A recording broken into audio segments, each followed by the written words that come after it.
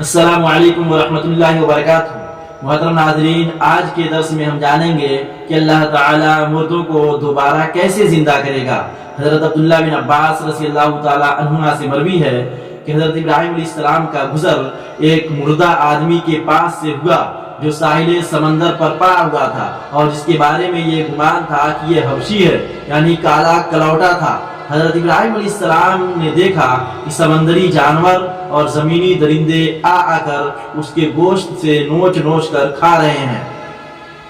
اور چڑیا بھی اس کا گوشت کھا رہی ہیں۔ تو اس وقت حضرت ابراہیم علیہ السلام نے کہا کہ اے میرے پروردگار، یہ سمندری جانور اور یہ زمینی درندے پرندے اس کے جسم سے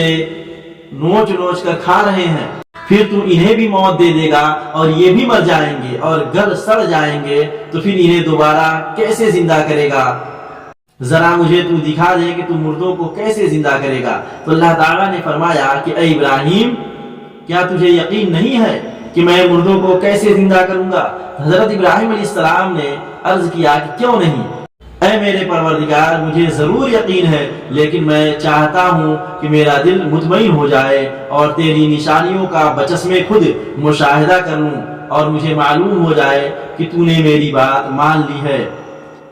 تو اللہ رب العالمین نے حضرت ابراہیم علیہ السلام کو حکم دیا کہ 4 پرندوں کو لے کر انہیں ٹکڑے ٹکڑے کر ڈال۔ چنانچہ حضرت ابراہیم علیہ السلام نے 4 پرندوں کو پکڑ کر ان کے ٹکڑے ٹکڑے کر ڈالا اور انہیں 4 پہاڑوں پر رکھ دیا، اور ان کے سر اپنے ہاتھ میں لے کر وادی میں اتر کر اللہ رب العالمین کا نام لے کر ان کو پکارا، تو پرندوں کے پر، ہڈیاں، گوشت اڑتے ہوئے آ کر اپنے اپنے سر کے ساتھ جڑ گئے، ایک دوسرے سے خلط ملط نہیں ہوئے اور پھر فرفڑا کر کے اڑ گئے۔ اس قصے کے متعلق ہی اللہ تعالیٰ کی طرف سے یہ آیت کریمہ نازل ہوئی کہ وَإِذْ قَالَ إِبْرَاهِيمُ رَبِّ أَرِنِي كَيْفَ تُحْيِي الْمَوْتَىٰ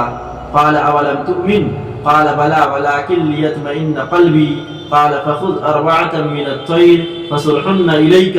ثُمَّ اجْعَلْ عَلَىٰ كُلِّ جَبَلٍ مِّنْهُنَّ جُزْءًا ثُمَّ ادْعُهُنَّ يَأْتِينَكَ سَعْيًا وَاعْلَمْ أَنَّ اللَّهَ عَزِيزٌ حَكِيمٌ۔ کہ اور جب ابراہیم علیہ السلام نے کہا کہ اے میرے پروردگار، مجھے دکھا دے کہ تو مردوں کو کس طرح زندہ کرے گا، تو اللہ رب العالمین نے فرمایا کہ کیا تمہیں ایمان نہیں ہے؟ جواب دیا ایمان تو ہے، لیکن میرا دل مطمئن ہو جائے، میرے دل کو تسکین ہو جائے گی۔ فرمایا 4 پرندوں کو لو، ان کے ٹکڑے ٹکڑے کر ڈالو، پھر ہر پہاڑ پر ان کا ایک ایک حصہ، ایک ایک ٹکڑا رکھ دو، پھر انہیں پکارو، وہ تمہارے پاس دوڑتے ہوئے آ جائیں گے،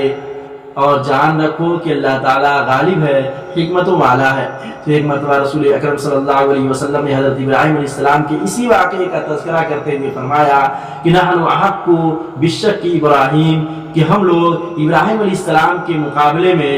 زیادہ شک میں مبتلا ہونے کے مستحق ہیں۔ یعنی ابراہیم علیہ السلام نے احیاء موتا کے سلسلے میں شک نہیں کیا، اگر انہوں نے شک کیا ہوتا تو ہم بھی شک میں پڑ جاتے، لیکن انہوں نے شک نہیں کیا تو ہم بھی شک نہیں کر سکتے۔ اللہ رب العالمین سے دعا ہے کہ اللہ العالمین ہم تمام لوگوں کو کہنے سننے سے زیادہ عمل صالح کی توفیق دے،